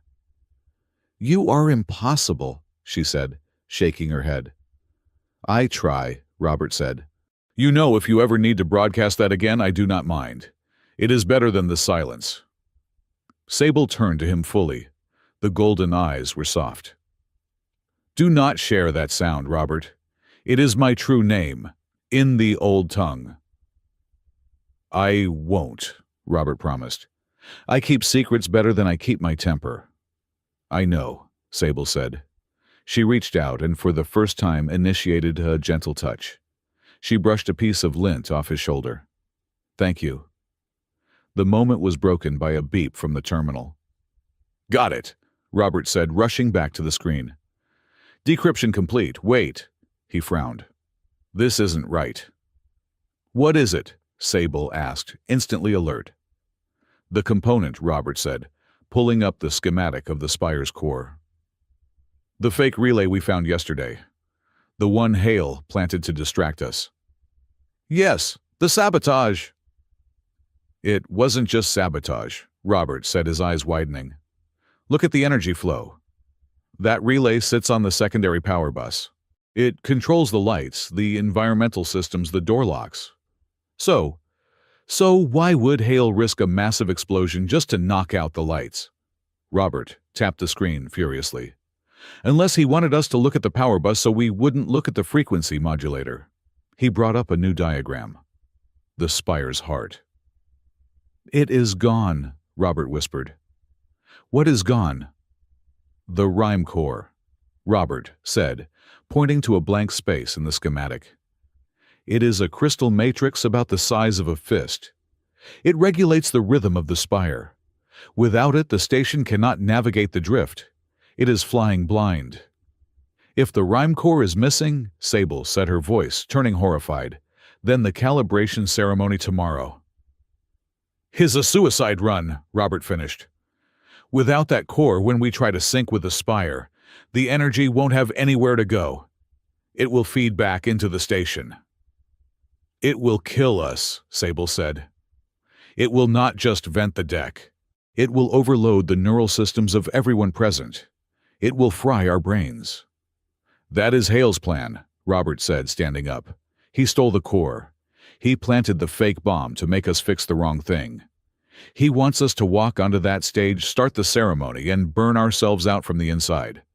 Then he blames the instability of the alien tech takes over and uses the disaster to declare martial law. Sable grabbed her sword belt. We have to stop the ceremony. We cannot, Robert said. If we cancel, the spire destabilizes naturally in 48 hours. We are trapped. Then we find the core, Sable said. Where is it? If I were Hale, Robert said, looking at the tracking data. And I wanted to control the most powerful weapon in the sector, I wouldn't hide it. I would keep it close. He pointed to a signal blip, located in the high-security diplomatic suite. He has it in his room, Robert said. He is sleeping with it. Sable's eyes narrowed into slits. Then we are going to pay the director a visit. And Robert, yeah. Bring your tools, she said, a feral grin touching her lips. We might need to break some things. Robert grabbed his kit. He looked at the woman standing in the center of the room, a warrior who sang her grief to the stars, a commander who married a mechanic to save his life. I am ready, Robert said. And for the first time since this madness began, he realized he wasn't just following orders. He was choosing the fight. Let's go steal back the heartbeat of the station, he said. They moved toward the door, leaving the warmth of the quarters behind. Outside, the spire pulsed a jagged, uneven rhythm, like a heart in arrhythmia, waiting for the surgery that would either save it or stop it forever. The ambient lighting on the Ravelin Arc had been shifted to a deep bruising crimson. It was the standard protocol for a Level 3 atmospheric hazard, but to Robert Vance, It looked like the station was bleeding from the inside out. Outside the reinforced viewports, the universe was throwing rocks. A micro-meteor shower, the debris field from a passing comet, was peppering the station's shields. Every impact resulted in a dull, resonant thud that vibrated through the hull plates, a rhythmic counterpoint to the sickening, syncopated whine of the spire. It was the night before the great calibration, the night the station was supposed to learn to scream. Robert stood in the medical triage center of the gray banner sector. It was chaotic, but silent. There was no shouting, only the hurried movement of medics and the soft, terrified whimpers of soldiers who were holding their heads, trying to keep the voices out. "Take it," Dr. Astorvale said, shoving a small paper cup into Robert's hand. Inside was a single blue pill. "What is it?" Robert asked, looking at the pill with suspicion. "It looks like the same stuff you give the wolves for motion sickness." "It is a neural dampener," Astor said. She looked exhausted. Her ears were flattened against her skull, and there were dark circles under her eyes. "It thickens the synaptic fluid in the auditory cortex. It makes the hallucinations quieter, less persuasive." Robert looked around the room. A young wolf soldier was strapped to a bed, thrashing against the restraints, screaming a name that sounded like Mika. "He is hearing his dead sister," Astor whispered, following Robert's gaze. "The spire is acting as a signal booster for the veil. The closer we get to the calibration window, the thinner the walls of reality become. Take the pill, Robert. You are sensitive. If the spire speaks to you tonight, you might walk out an airlock before you realize you are holding your breath." Robert hesitated. He looked at the pill, then at his own trembling hand. He could hear it already, a low, static fuzz at the back of his mind like a radio, tuned between stations. "No," Robert said, handing the cup back. "Do not be an idiot." Astor snapped her claws, clicking against the plastic cup. "This is not the time for human bravado." "It is not bravado," Robert said, his voice low. "It is diagnostics. I need to hear the spire, Astor. I need to know the difference between the machine crying for help and the ghosts trying to break in. If I numb myself, I am just a mechanic with a wrench. Tonight I need to be—" "A lightning rod," Astor suggested dryly. "Something like that," Robert said. "Just keep an eye on me. If I start trying to open a window, feel free to tranquilize me." Astor stared at him for a long moment, then sighed, crushing the cup in her hand. "Fine, but if your brain melts, I am not filling out the paperwork. It is too long." The plan was simple, which meant, in Robert's experience, it was doomed to fail spectacularly. They had split their forces. A decoy team led by a holographic projection of Sable and Robert was currently making a noisy, high-profile inspection of the secondary coolant loops. It was a parade designed to draw eyes. The real team, Sable, Robert, and Rowan Pierce, was moving through the maintenance crawlspaces, heading toward the diplomatic spire where Director Garrick Hale resided.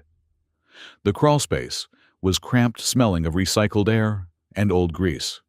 Robert crawled behind Sable, watching the way her armor shifted silently with her movements. Rowan brought up the rear, a massive silent shadow that blocked out the red emergency lights. "Stop," Rowan whispered. They froze. "Patrol," Rowan signaled with a subtle hand movement. Through the grating of the floor, Robert could see a squad of station security guards, humans, marching past. They were heavily armed, their faces obscured by tactical visors. "Hale has doubled the guard rotation," Sable whispered, her voice barely audible over the hum of the ventilation fans. "He knows we are coming. Or he is paranoid." "Paranoia is a prerequisite for his job description," Robert muttered. Rowan shifted his armor, scraping softly against the metal wall. He looked at Robert. In the red light, the wolf's yellow eyes were unsettlingly intense. "Human," Rowan said. It was the first time he hadn't used the word like a slur. "Robert," Robert corrected automatically. "My name is Robert." Rowan ignored the correction. "The voices. You hear them without the dampener?" A little, Robert admitted. It sounds like a party happening in the apartment next door. Murmuring. Indistinct. Mine is distinct, Rowan rumbled. He looked down at his massive hands. I hear my first pack leader, the one I failed to save during the rebellion of the 3 moons. He is telling me that my honor is a lie. Robert looked at the terrifying warrior and saw the cracks in the stone. It is not him, Rowan. It is just a recording. A remix of your worst day. I know what it is, Rowan snarled softly. Then he looked Robert in the eye. Are you scared? Robert paused. He felt the vibration of the deck plates against his knees. He felt the cold sweat on his back. I am terrified, Robert said honestly. I am scared that the spire is going to turn us all into dust. I am scared that Hale is going to win. I am scared that I am going to hear my mother's voice, and I am going to be weak enough to answer. Rowan watched him waiting. But Robert continued tightening his grip on his toolkit. I hate being manipulated more than I hate being dead. Hale is trying to play us like instruments. I refuse to be played. Rowan's ears twitched forward. A low huff of air escaped his nose, almost a laugh. Stubborn. You have the stubbornness of a badger. It is a small animal, but very annoying to kill. I will take that as a compliment, Robert said. Clear, Sable signaled from the front. Move. They reached the junction that led to the service entrance of the diplomatic suite. It was a narrow corridor, lined with power conduits. Suddenly, the world turned white. The spire let out a breath. It wasn't a sound. It was a psychic shockwave. The red emergency lights flared brilliant white, then blew out, completely plunging the corridor into absolute darkness. Simultaneously, the gravity plating flickered. Robert felt his stomach lurch as he floated weightless for 2 seconds, then slammed back down onto the deck as gravity returned at 150% capacity before normalizing. Stay down, Sable hissed. In the darkness, the voices roared. Robert, my sweet boy, come here. It is so cold. It was not a murmur anymore. It was right in his ear. The smell of lavender and antiseptic filled his nose. The smell of the hospital room where his mother had died. Robert gasped, clutching his head. No, you are not real. I am real, Robbie. I am right outside. Just open the lock. Just let me in. He saw her. In the darkness, a figure formed out of static and shadow. She was standing by the conduit, wearing her hospital gown, reaching out to him. Mom, Robert whispered. His hand reached out involuntarily. The logical part of his brain was screaming, it is a trap, but the emotional part, the part that had been grieving for 20 years, was taking control. He began to crawl toward the shadow. I am here. I am coming. That is it, come to me. The shadow's face twisted, the mouth opening too wide, revealing a darkness that had no end. Slap. The impact was sharp and stinging. Robert's head snapped to the side. He blinked. The lavender scent vanished, replaced by the smell of ozone and wet fur. The hospital gown dissolved into the dark durasteel of the corridor. Sable was straddling him, pinning him to the deck. Her hand was raised for another strike. Her golden eyes were glowing in the dark, fierce and terrified. Look at me, she commanded, her voice raw. Robert stared up at her. He was shaking violently. I saw her. Sable, she was right there. She was not there, Sable said, gripping his face with her claws hard enough to prick the skin but not break it. She is dead, Robert. I am here. I am alive. Feel this. She pressed his hand against her chest plate. He could feel the thundering rhythm of her heart beneath the armor. It was fast, powerful, real. This is real, Sable said. The dead do not have heartbeats. Do not you dare leave me for a ghost. Robert let out a ragged breath, the tears hot in his eyes. He focused on the rhythm of her heart. Thump, thump, thump, thump. It grounded him. It pulled him back from the edge of the abyss. I am back, Robert whispered.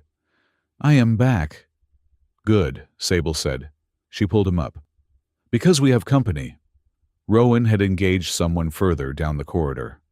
There was the sound of a struggle, grunts, the screech of metal on armor, but no weapon fire. They were trying to be quiet. Sable and Robert rushed forward. Rowan had a figure pinned against the wall. The intruder was dressed in black tactical gear, wearing a full face mask. "Wolf!" Rowan growled. "I smell the pheromones." Sable ripped the mask off the intruder. It was a male wolf, young, his eyes wide with panic. On his neck was the tattoo of the White Mane, the extremist faction. But something was wrong. He was trembling, uncontrollably. "Do not kill me," the wolf stammered. "Please. I just placed the beacon." "What beacon?" Sable demanded, pressing her blade against his throat. "The interference beacon," the wolf cried. "To disrupt the cameras, to let the shadow in." "You are White Mane," Sable spat. "You claim to fight for wolf purity, yet you sabotage the spire. You endanger the whole pack." "We are not fighting," the wolf yelled, tears streaming into his fur. "We are bait. He told us we were heroes, but we are just bait." "Who?" Robert asked, stepping forward. "Who told you?" The wolf looked at Robert, then at Sable.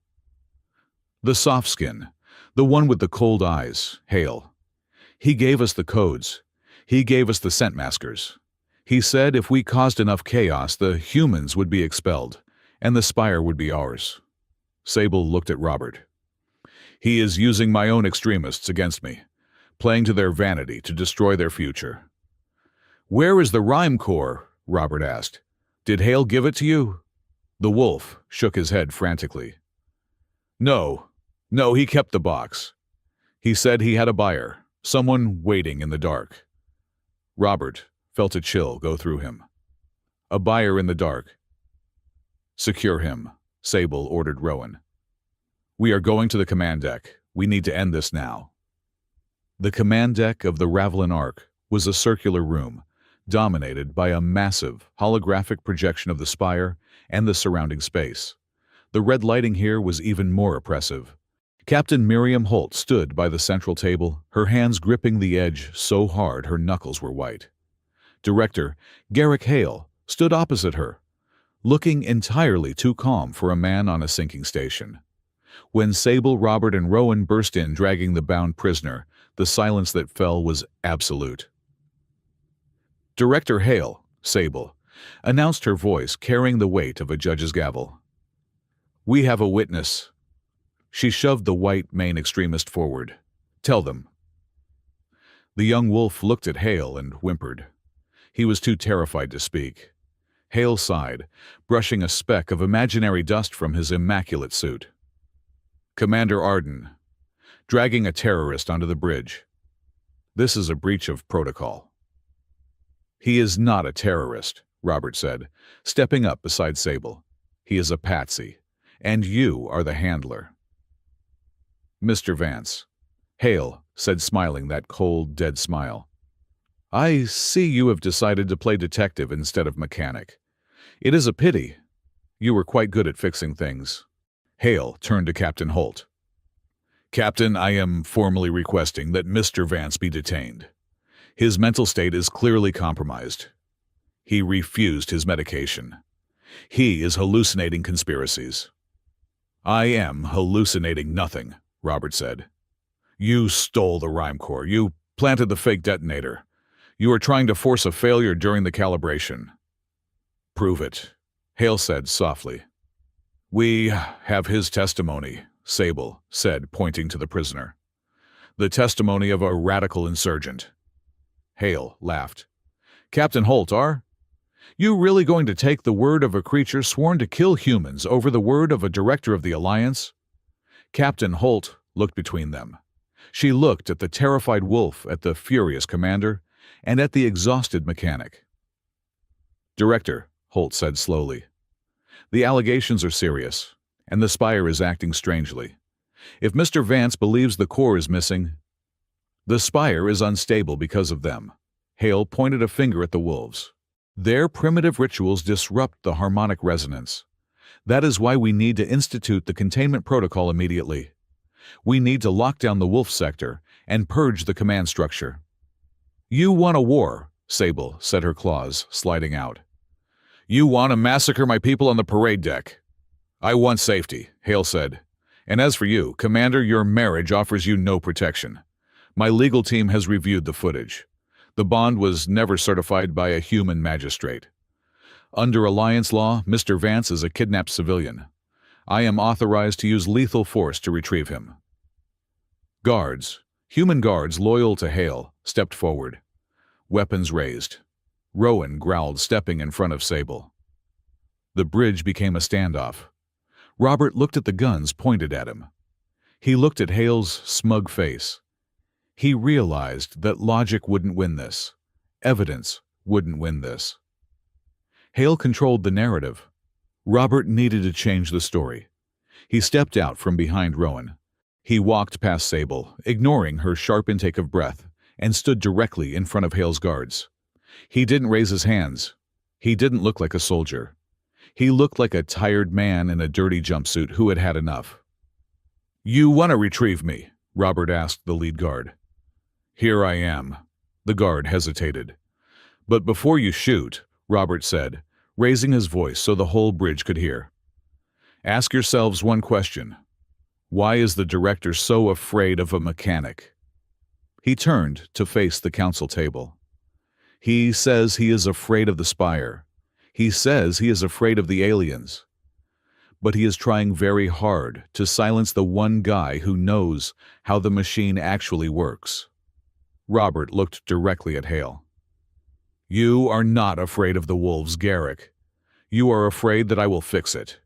You are afraid that if the Spire stabilizes, you lose your excuse to be a dictator." "Arrest him," Hale snapped.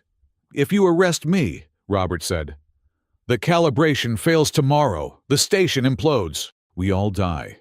You are not protecting these people, Hale. You are holding a gun to their heads and calling it a shield." Robert took a step closer to Hale. "So, tell the truth. Are you afraid of the Spire, or are you afraid of me?" Hale's eye twitched. For a second, the mask slipped. Pure, unadulterated malice shone through. "You are an insignificance, Vance," Hale hissed. "You are a rounding error." "Maybe," Robert said, "but rounding errors crash systems." Captain Holt slammed her hand on the table. "Enough, there will be no arrests. Director Hale, until the calibration is complete. Mr. Vance is under my personal protection. If the Spire fails, we can discuss legalities in the wreckage. Until then, he works." Hale stared at Holt. He realized he had lost the room. The guards lowered their weapons. "Very well," Hale said, straightening his jacket. "If you wish to bet your lives on a mechanic and a beast, that is your choice. I will be in my quarters, praying for our souls." He turned and walked out. As he passed Robert, he didn't look at him, but he whispered one word. "Goodbye."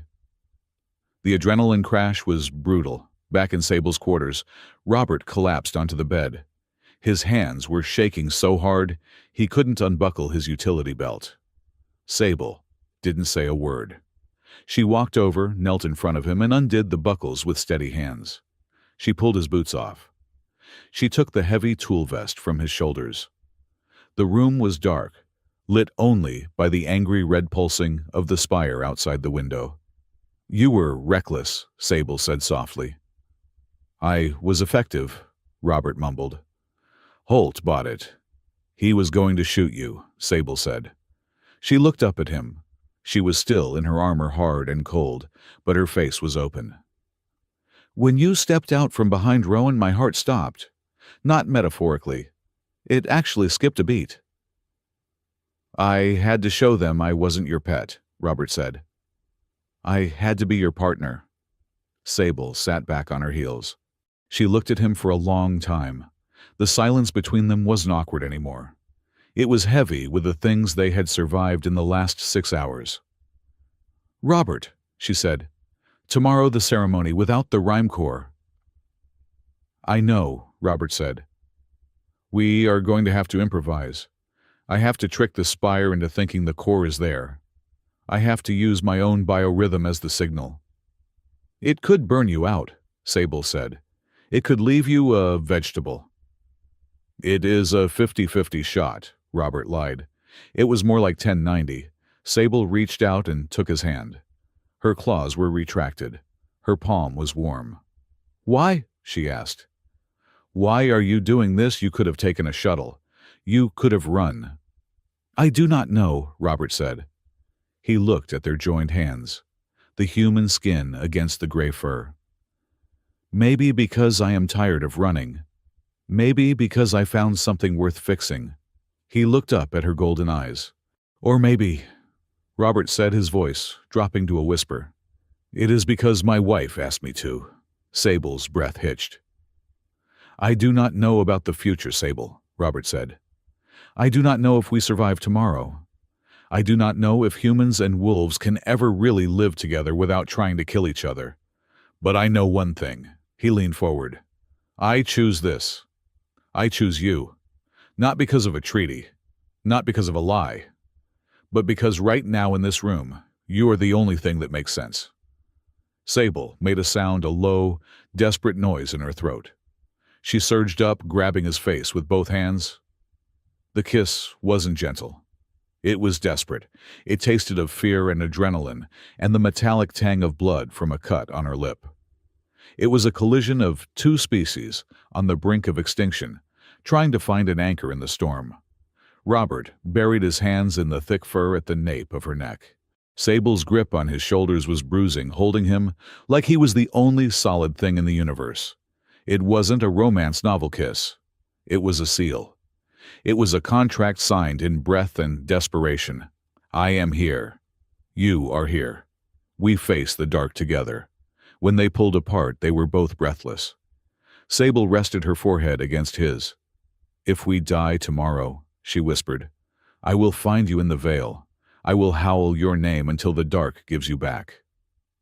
If we die tomorrow, Robert said, managing a crooked smile, I am going to be very annoyed that I never got that coffee. Sable laughed a wet, choked sound. She kissed him again, softer this time on the forehead. Sleep, she commanded. I will watch the door. No, Robert said. We watched together.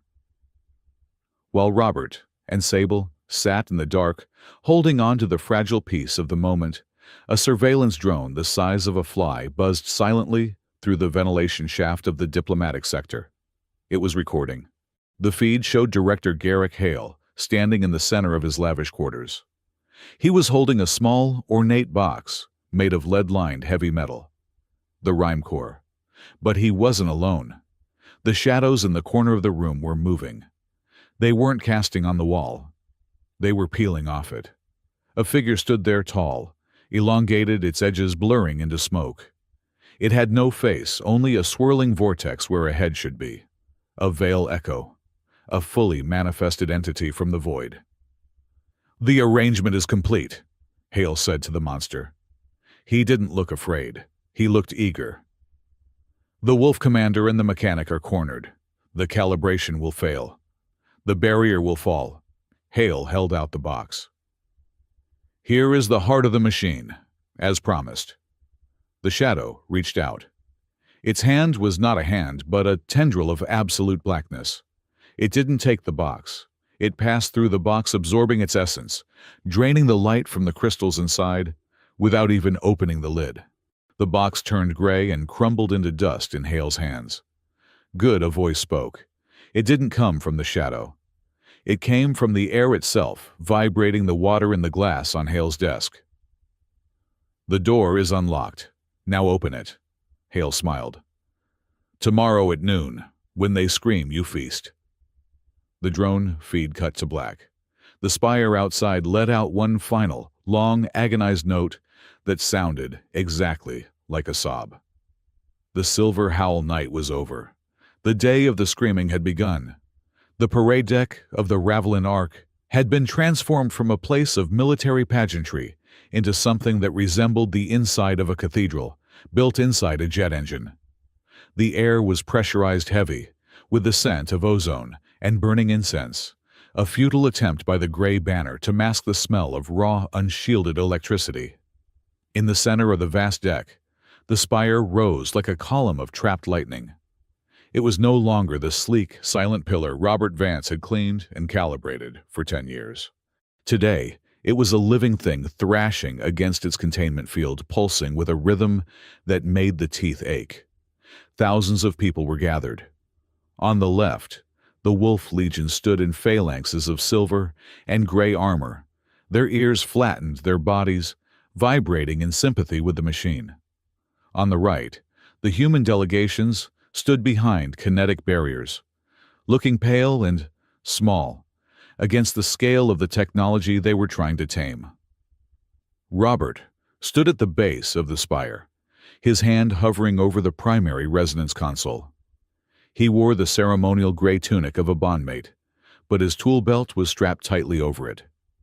He felt ridiculous, like a mechanic who had wandered onto an opera stage. Beside him stood Commander Sable Arden. She was fully armored. Her helmet removed her golden eyes, scanning the crowd, not with pride, but with the hyper-awareness of a bodyguard waiting for a bullet. "It is too loud!" Robert shouted over the humming roar of the spire. "The variance is already at 4%. The crowd is terrified, Sable. The machine can taste it."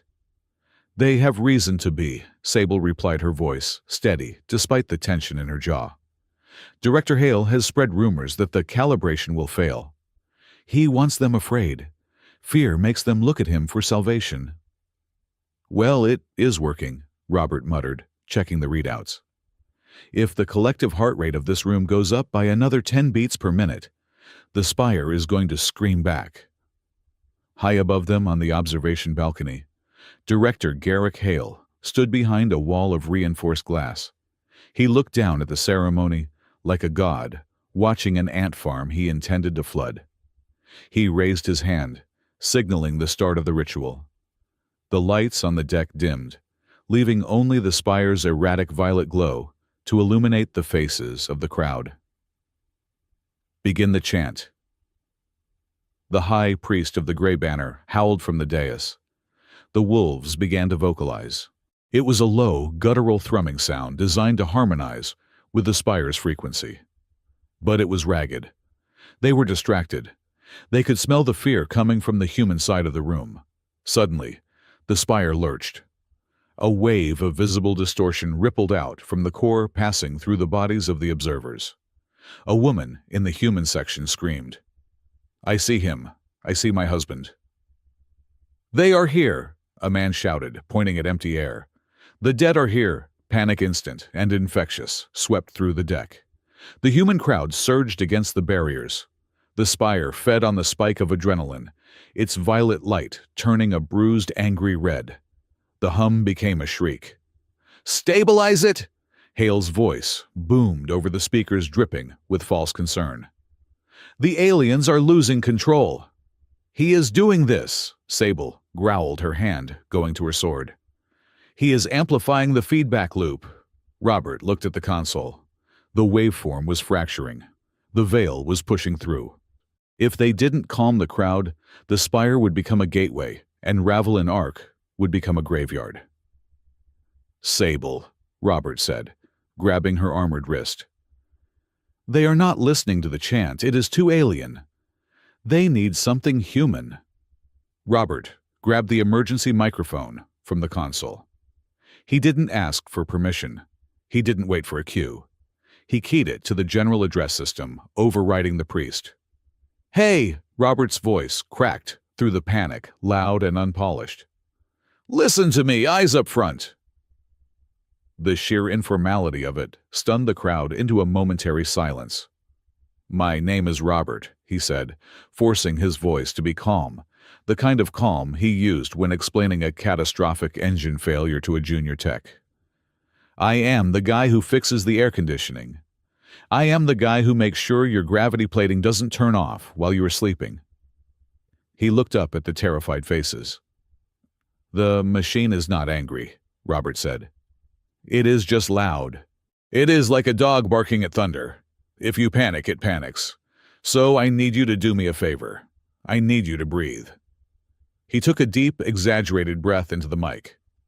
In for 4 seconds, Robert instructed. Out for 4. He looked at Sable. She understood instantly. She took a breath, her chest plate rising visibly. The wolf soldiers trained to follow their commander copied her. In, Robert counted. 1, 2, 3, 4, out. Slowly, miraculously, the collective panic began to ebb. The human heart rates slowed. The frantic energy that the spire was feeding on began to dissipate.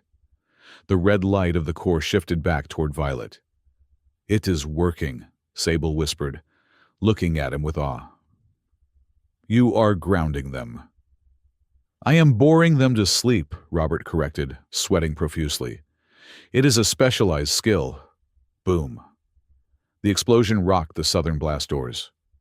Debris rained down on the wolf phalanx. Smoke billowed into the arena. White Mane, someone screamed. A squad of heavily armed extremists burst through the smoke-firing plasma rifles into the air. But they weren't aiming at the soldiers. They were aiming at the coolant tanks. They are trying to overheat the core, Robert yelled. Defend the perimeter, Sable roared, drawing her energy blade. Gray Banner pushed them back. Do not let them touch the tanks. The deck descended into chaos. The wolves clashed with the extremists. The humans screamed and scrambled for cover. Above, in the observation booth, Hale smiled. He tapped a command into his datapad. Now. At the base of the spire, Robert's console went dead. I am locked out, Robert shouted. The manual override is gone. Someone is rewriting the rhythm from the inside. Hale, Sable hissed. She looked at the battle raging around them, then up at the glass booth. He is using the stolen core logic. He is forcing the spire to open the gate. Go, Robert said. You take Hale. I will try to hotwire the bypass. I cannot leave you unprotected, Sable argued, parrying a stray bolt of plasma. I am not alone, a deep voice rumbled. Rowan Pierce slid into position beside Robert. The massive wolf captain was bleeding from a shrapnel wound in his shoulder, his gray fur matted with red. But he held his shield generator steady, creating a dome over Robert and the console. Go, Commander, Rowan grunted, slamming his shield into a White Mane attacker who got too close.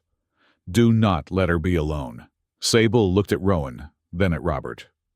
She nodded once, a sharp military gesture, and sprinted toward the maintenance ladder that led to the observation deck. Robert dropped to his knees, ripping the panel off the console. Okay, he muttered to the wires. You want to play hard to get let's play. Hurry, human, Rowan growled, flinching as a plasma bolt struck his shield. My battery is at 20%, and my shoulder is displeased. I am working on it, Robert yelled, stripping a wire with his teeth. Just keep the bad guys off the lawn. He looked up. The spire was changing. The violet light was gone. In its place was a swirling vortex of absolute blackness. And out of that blackness, something was emerging. It wasn't a ship. It wasn't an army. It was a Veil Echo. It looked like a cloud of ink dropped into water, but it had a shape. It had the shape of every nightmare the station had ever dreamed. It shifted, form a screaming child, a burning city, a wolf with no face. Robert, Rowan whispered, his shield wavering. Do not look at it. I have to look at it, Robert said, his hands flying over the exposed circuitry. It is not just a monster, Rowan. It is a frequency.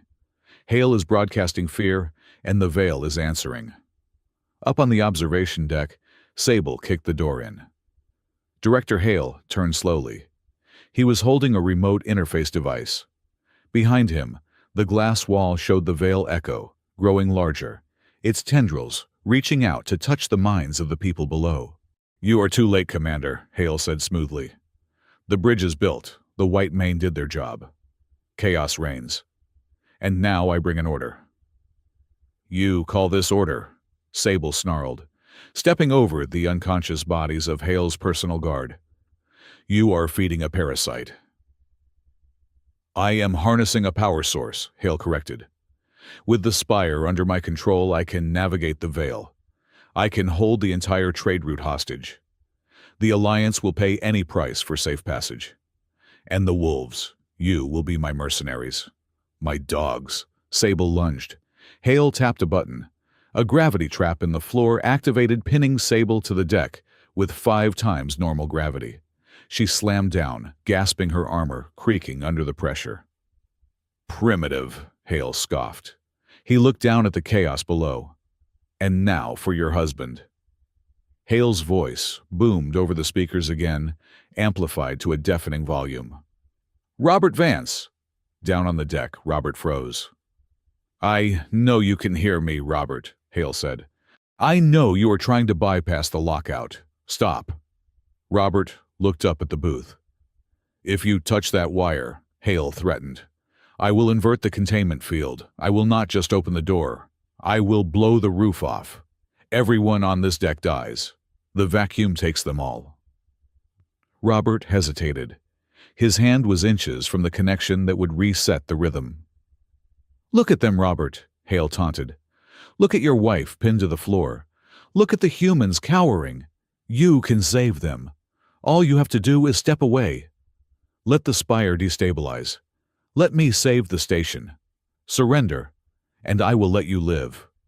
Robert stood up slowly. He looked at Rowan, who was panting heavily, his shield flickering and dying. He looked at Sable struggling against the gravity well. He looked at the Veil Echo, which was now looming over the crowd, feeding on their terror. You think this is about safety, Robert said, his voice carried by the open mic on the console. You think you can own this. Oh, I do own this, Hale shouted. No, Robert said. He smiled, a tired mechanic's smile. You are a user, Hale. You just press buttons. You do not know how the machine feels. Robert looked at the black shape of the Veil Echo. He realized what it was. It wasn't a monster invading them.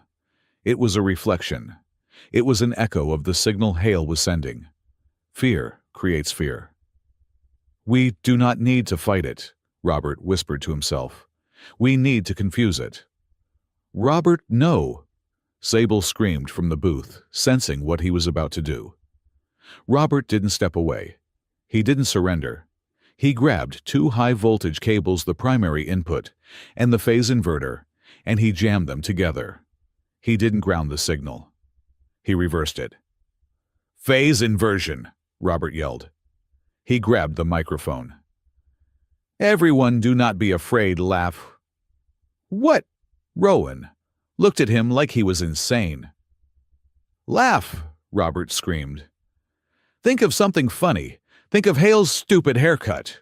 Think of a cat falling off a table. The echo feeds on fear. Give it the opposite frequency. Robert started to laugh. It was a manic, terrified sound, but it was genuine. Come on, you ugly smoke cloud, is that all you got? The reaction was immediate. The spire, confused by the sudden introduction of a completely dissonant, emotional frequency, shuddered. The Veil Echo, which had been forming a shape of terror, suddenly rippled. It tried to mimic the laughter, but the signal was incompatible with its nature. It began to vibrate. No, Hale shouted, hammering on his controls. Stop it, you are corrupting the data stream. I am not corrupting it, Robert said, holding the sparking cables together, even as the heat blistered his gloves. I am harmonizing it. Sable, understanding the plan, stopped fighting the gravity. She closed her eyes and let out a short, sharp bark of laughter. It was defiant. Down on the deck, a few soldiers, seeing the absurdity of the moment, started to chuckle, then more. It spread. It wasn't a happy laugh. It was the hysterical laughter of people who had stared death in the face and decided to wink. The Veil Echo shrieked. It couldn't hold its form. The contradictory signals, fear from Hale, defiance, and humor from Robert, tore it apart. With a sound like tearing silk, the black cloud collapsed in on itself. The spire let out a massive clear chime, a pure C major chord that rang through the bones of everyone on the station. The red light vanished. The violet light returned, steady and calm. The gravity trap in the booth failed. Sable moved instantly. She surged up from the floor and tackled Hale. He didn't even have time to scream before he was pinned against the glass, her blade hovering an inch from his eye. "The show is over, Director," Sable hissed. Down below, Robert dropped the cables. His hands were smoking. He slumped against the console, sliding down until he hit the deck. "That," Robert wheezed, "was the worst punchline I have ever delivered." Fun. Rowan Pierce dropped his shield and sat down heavily beside him. The big wolf let out a long, groaning breath. "You told the enemy to look at his haircut," Rowan said, shaking his head. "You are a lunatic. I approve." The aftermath was a blur of medical teams and security cordons. Captain Miriam Holt arrived with a squad of Marines to take custody of Director Hale. The director was not laughing anymore. He was shouting about jurisdiction and diplomatic immunity, but no one was listening. "You think you won," Hale spat as he was dragged past Sable and Robert on the lower deck. "You think this changes anything? You just delayed the inevitable. Humanity will never accept the wolves. You are just delaying the war." He stopped in front of Sable, a sneer twisting his face.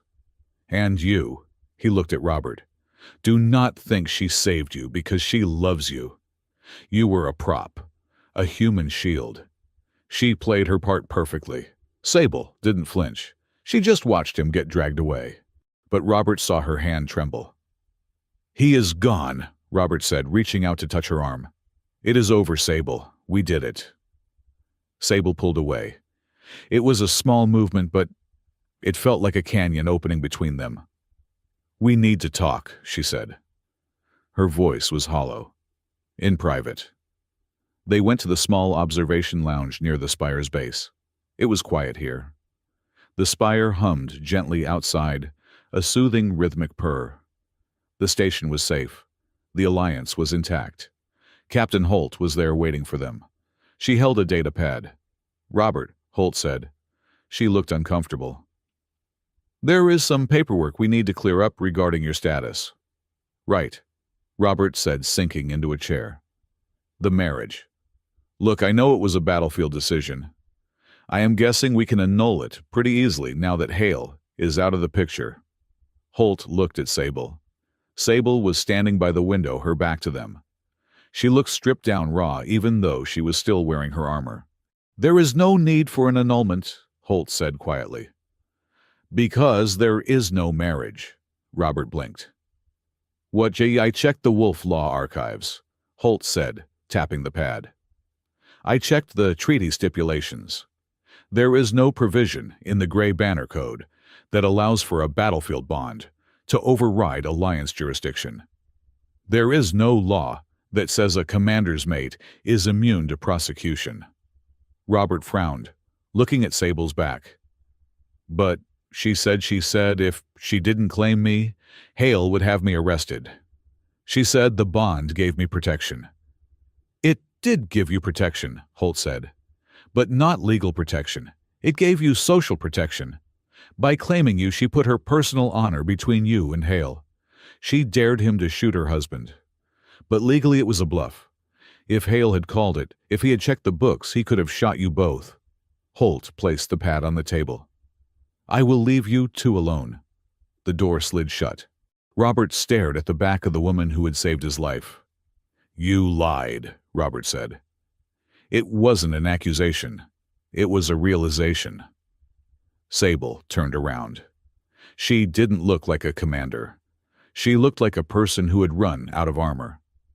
"I received the liquidation order for you 3 minutes before the ceremony on the parade deck," Sable said softly.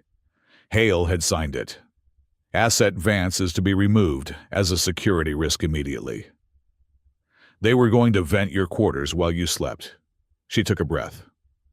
"I had no legal way to stop it. I had no authority over human security protocols. The only thing I had was my reputation." "So you invented a law," Robert whispered. "I invented a scandal," Sable corrected. "I knew that if I claimed you as my mate in front of the entire fleet, Hale couldn't kill you quietly. He would have to kill the commander's husband publicly. It would start a war. I knew he wasn't ready for war yet. I used myself as a human shield. You made yourself a target, Robert said, standing up. You let everyone think you were forcing me. You let your own soldiers doubt you. You let Hale mock you. It was the only way to buy you time, Sable said. I lied to you, Robert. I told you it was a duty. I told you it was law. Because if I told you the truth, that I was stripping away my own command authority just to keep a mechanic alive, you would not have accepted it. You would have tried to be a hero. You would have gotten yourself killed. She looked down at her hands. I am sorry, she said. I manipulated you, just like Hale. Robert stood there, the silence stretching out. He processed it, the sheer insanity of it. She hadn't married him to control him. She had destroyed her own political standing, risked a mutiny, and painted a target on her back, just to put an invisible shield around him. You are right, Robert said. Sable flinched. You are a terrible liar, Robert said. He walked over to her. He stopped a foot away. Hale manipulated me to get power, Robert said. You manipulated the entire galaxy to get me a tomorrow. He reached out and took her hand. He felt the roughness of her palm, the sharp tips of her claws. So, Robert said, the touch me, I'm your wife thing, that was all improv. It was inspired by a drama serial I watched once. Sable admitted a faint flush of violet coloring her cheeks. It seemed effective, Robert laughed. He laughed until his ribs hurt. It was the relief of survival, the absurdity of the universe, and the overwhelming realization of what she had done for him. You are ridiculous, Robert said, wiping his eyes. I am discharged of my duty, Sable said formally, trying to pull her hand away. The crisis is over. Hale is gone. You are free, Robert. You can go back to your engines. You can go back to Earth. No one will stop you. Free, Robert repeated. He looked out at the spire. It was calm now. The tear in the sky was gone. The voices were silent. He looked at Sable. He saw the loneliness she carried. He saw the strength it took to stand alone against the dark. I tried to leave once, Robert said.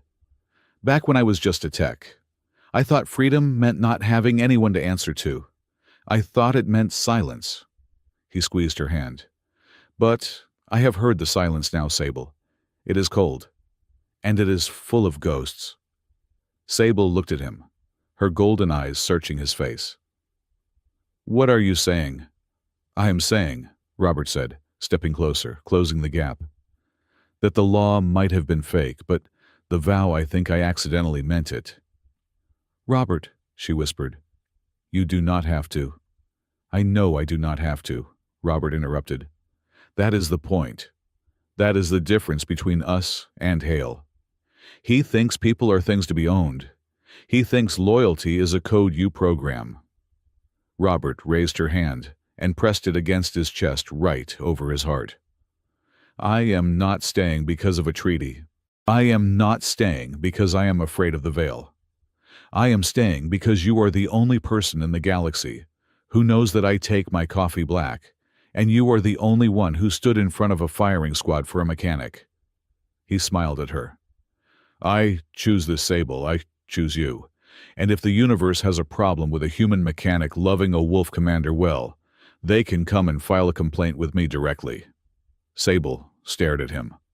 The hard shell of the commander cracked, and for a moment she was just Sable.